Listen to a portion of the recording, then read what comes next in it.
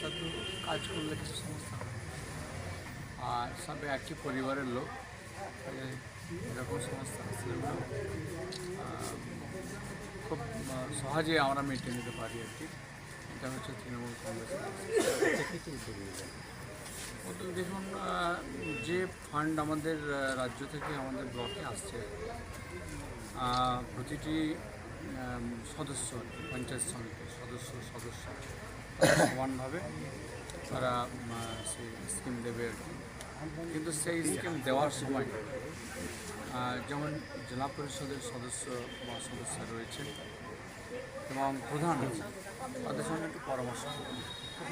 যে পরামর্শটা দেখা যায়, বিগত দিনেও দেখা গেছে যে পঞ্চায়েত সমিতি কোনো স্কিম দিয়েছে, হয়ে যায় যখন আবার গ্রাম পঞ্চায়েতের স্কিম দিয়ে বসে আছে।